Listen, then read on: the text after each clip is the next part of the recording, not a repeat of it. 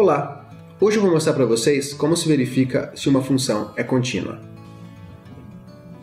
Bem, aqui eu tenho três situações gráficas para mostrar bem o que quer dizer continuidade. Verificar a continuidade de uma função é verificar se ela tem interrupções, se ela tem algum buraco. Uma função é contínua quando ela não tem interrupções e não tem interrupção especificamente em um ponto. Uma função como essa, aqui no primeiro exemplo, é contínua. Já nesse exemplo aqui de baixo, a gente verifica que a função no ponto A tem uma interrupção. Ela não tem essa continuidade. A palavra continuidade já remete exatamente ao que quer dizer.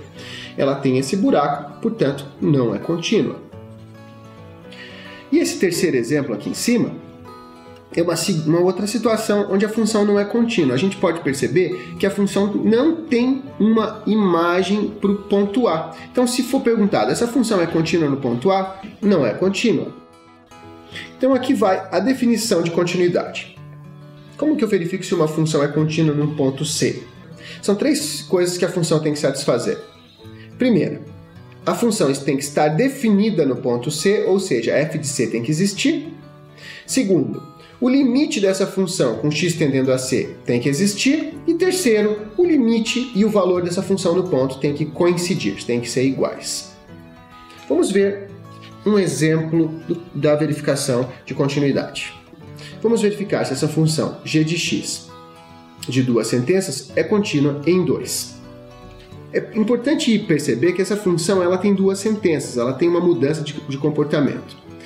Ela tem um comportamento quando x é igual a 2 e um comportamento quando x é qualquer valor diferente de 2. Quando x é igual a 2, essa função assume o valor 3. Quando x é diferente de 2, essa função assume o valor x² menos 4 sobre x menos 2. Vamos verificar agora se ela é contínua em 2. A verificação é feita nas três etapas. Primeiro, etapa 1. f de 2 existe? Sim. Quando x é igual a 2, essa função assume o valor 3. Não há nenhum cálculo para fazer. A função já está dizendo, quando x é igual a 2, eu tenho o 3. Então, portanto, existe e vale 3. Verificação 2. O limite dessa função com x tendendo a 2 existe? O limite de x² menos 4 sobre x menos 2 com x tendendo a 2 existe e qual é o valor? Bem, é fácil verificar que não dá para substituir o 2 aqui no lugar do x, porque você vai ter uma indeterminação. 4 menos 4 em cima, 2 menos 2 embaixo, 0 sobre 0. Então o que nós vamos fazer? Vamos procurar um outro caminho. Esse tipo de função está bem visível aqui, nós podemos tentar uma simplificação. Nós vamos reescrever essa função como x mais 2 vezes x menos 2 sobre x menos 2, porque em cima nós temos um produto da soma pela diferença. Isso possibilita uma simplificação que o x menos 2 de cima cancela com o x menos 2 de baixo. Então nós temos limite de x mais 2 com x tendendo a 2 e isso dá 4. O que já dá para perceber que vai furar na terceira verificação, que é a função no ponto 2 coincide com o limite da função com x tendendo a 2? Não, não é igual, portanto não é contínua.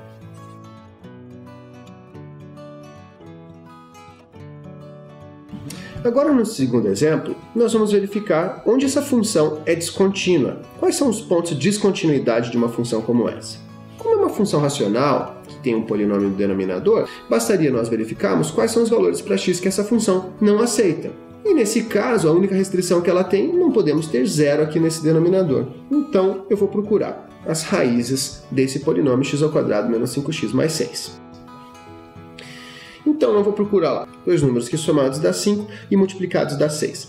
No caso, os dois valores são 2 e 3.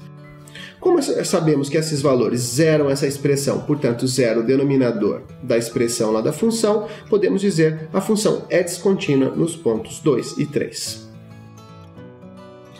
Lembrando que para a função ser contínua, ela tem que existir no ponto e coincidir com o limite no ponto. É assim que se define continuidade.